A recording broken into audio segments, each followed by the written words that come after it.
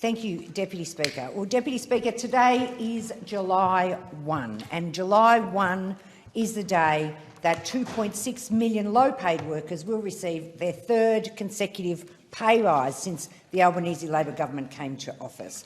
The government's decision to advocate on behalf of low-paid workers in 3 consecutive Fair Work Commission annual wage reviews delivered astounding results. There's been a $5.30 an hour average increase in full-time award workers' earnings in our first term. That's an extra $200 per week, or $10,400 before tax a year. We've seen a $3.77 per hour increase in the minimum wage in our first term. For a full-time minimum wage worker, that's an extra $143 a week, or $7,451 a year before tax. A full-time minimum wage worker's annual salary has gone from $40,175 to $47,627 in just over 2 years. This is part of this government's plan to ensure that people earn more and keep more of what they earn.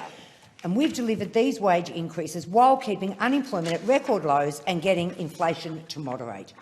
We know, Deputy Speaker, that people are under pressure, and pay rises are a tangible way the government is helping. Just imagine how much worse things would be for families if those opposite had their way and these pay rises had not happened. It took the coalition their entire wasted decade in office to lift the minimum wage by as much as we have in our first term in 2 years of government. That's because the previous Liberal and National government never once argued for a rise in the minimum wage. They wanted to keep wages low, and that's one of the few promises they actually delivered on. The member for Dixon wants Australians to work longer for less. Labor wants workers to earn more and keep more of what they earn.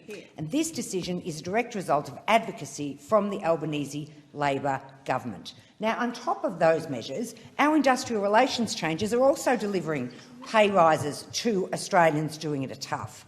And our approach to workplace relations is delivering incredible results, with nearly 500,000 more workers covered by enterprise agreements and award workers benefiting from $10,000 pay rises. We said our Secure Jobs, Better Pay laws would fix the bargaining system, and now we're seeing the proof.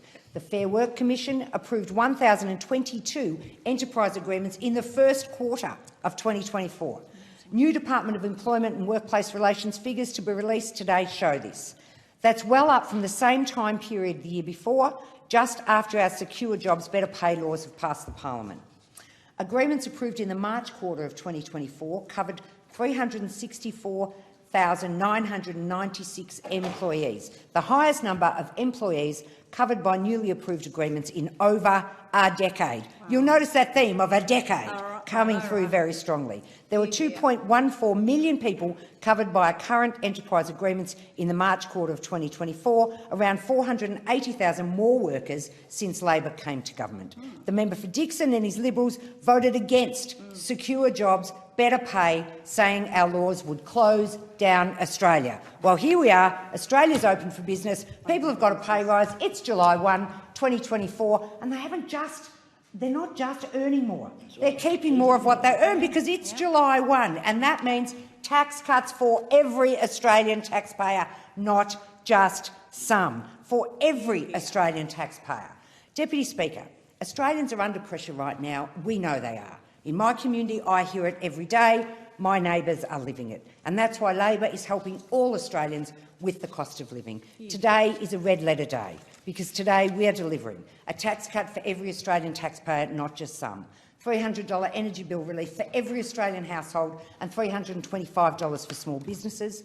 We're delivering a freeze on the cost of PBS medicines for every Australian, more funding to build more homes in every part of the country. And that's not all. This builds on already delivered cheaper childcare, fee-free TAFE, and the biggest investment ever in expanding bulk billing. Deputy Speaker, I'm proud to be a member of the Albanese Labor government, very proud on the 1st of July that we're delivering for Australians, hoping, like all of my colleagues, that these measures make an impact in the household budget and people feel supported by this government.